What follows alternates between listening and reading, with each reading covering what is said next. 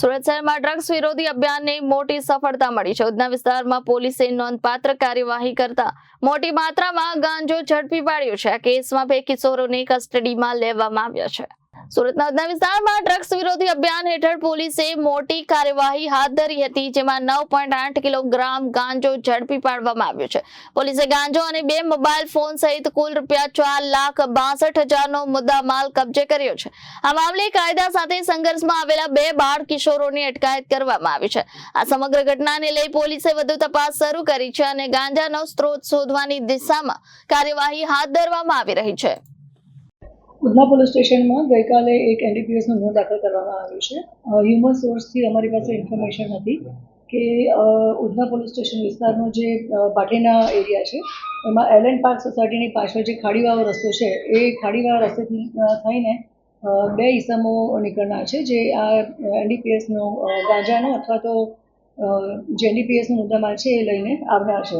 જે ખાડીનો પાછળનો રસ્તો છે ત્યાંથી M4 માર્કેટ તરફ 2 અજાણ્યા ઈસમો આવતા હતા। આ ઇન્ફોર્મેશનના આધારે પોલીસે કાર્યવાહી કરી બંનેને રાઉન્ડઅપ કર્યા અને જે એમની પાસે મુદ્દામાલ હતો એ ચેક કરતા ગાંજો મળી આવ્યો હતો, જેની કિંમત આશરે ₹4,62,000 છે અને એ જથ્થો છે 9 કિલો 200 ગ્રામ જેટલો।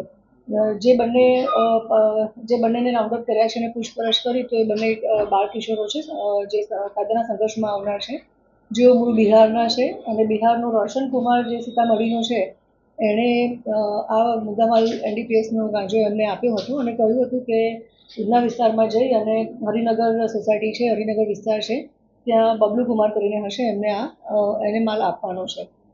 તેઓ બંને સવારે કાલે ટ્રેનમાં બિહારથી જ આવ્યા હતા અને હ્યુમન સોર્સથી જે અમારી પાસે ઇન્ફોર્મેશન હતી એના આધારે આખો કેસ કરી નાખવામાં આવ્યો છે અને કાયદાના સંઘર્ષમાં આવેલા જે 2 કિશોર છે એમને પણ અમે આગળની કાર્યવાહી કરી છે અને જે આરોપી બાકી છે એમને પણ અમે અટક કરીશું।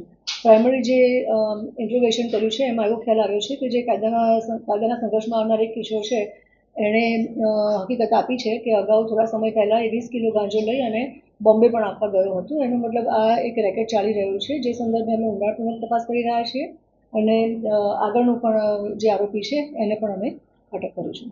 જે આ ક્યાંથી લાવતા હતા અને આ જે ગાંજો હતો એ છૂટક રીતે વેચાણ કરતા હતા વિસ્તારમાં? મેં હમણાં જ કીધું એ પ્રમાણે જે બંને બાળ કિશોરો છે એમને તો માત્ર કુરિયર તરીકે જ એમનો ઉપયોગ કરવામાં આવ્યો હતો। બિહારથી આવ્યા હતા। બિહારના જે રોશન કુમાર કરીને મોકલનાર છે એણે આ બંનેને કુરિયર તરીકે યુઝ કરી અને ગાંજાના મુદ્દામાલ સાથે અહીંયા સુરતમાં ઉધના ખાતે મોકલ્યા હતા। બબલુ કોણ છે ને શું કામ કરે? એ અમે અત્યારે ઇન્વેસ્ટિગેશન અમારું ચાલુ છે, જેવી અમને અપડેટ ઇન્ફોર્મેશન મળે છે અને અમે એમાં આગળ કાર્યવાહી કરીએ છીએ, આપને અપડેટ કરીશું। Bureau report Janadesh news, Surat.